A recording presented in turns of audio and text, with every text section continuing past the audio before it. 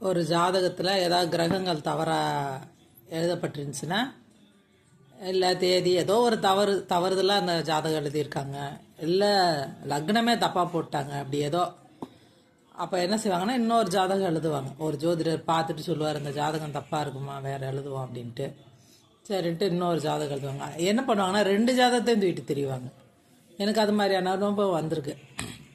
அது அப்படியே அந்த பையன் இளவட்டமாக இருக்கிறதையும் தூக்கிட்டு தெரிஞ்சு நம்ம மண்டை காஞ்சி போயிடும். அவங்களுக்கே அப்புறம் எது ஒரிஜினல் ஜாதகம்னா கண்டுபிடிக்க முடியாது. நம்ம கேட்டு இப்போ வெறும் ஒரு ஜாதகத்துக்கு இன்னொரு ஜாதகத்துக்கு கிரகந்த வித்தியாசம்னா பரவாயில்ல, டேட்டு டைமு இந்த மாதிரி ஏதாவது வித்தியாசம் இருந்துச்சுன்னா எது ஒரிஜினல் நம்மளுக்கு கண்டுபிடிக்க முடியாது. அவங்களும் சம்மந்தப்பட்டவங்களும் முழிக்கிற மாதிரி ஆயிரும்.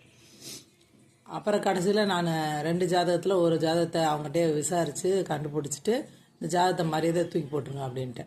அதே மாதிரி யாராவது ஒருத்தருக்கு 2 ஜாதகம் வச்சுருந்தீங்கன்னா, எது சரியான ஜாதகமோ அதை கையில் வச்சுங்க. தப்பான ஜாதகத்தை தூக்கி போட்டுருங்க, குப்பையிலேயே தூக்கி போட்டுருங்க. உங்களால் நான் அப்படியே தூக்கி போட மனசு வரலைன்னா கட் பண்ணி தூக்கி போடுங்க. இல்லாட்டி எங்கிட்டாவது நீர்நிலைக்கு போகிறதா போடுங்க. ஏன்னா நீர்நிலையில் போடுங்கன்னா நீர்நிலை நமக்கு கிடைக்கணும். எல்லாருக்கும் நீர்நிலை கிடைக்காது போடுறதுக்கு. வாய்ப்பு இருக்கிறவங்க தான் போட முடியும். வாய்ப்பு இல்லைன்னா கட் பண்ணி குப்பையில் தான் போட முடியும்.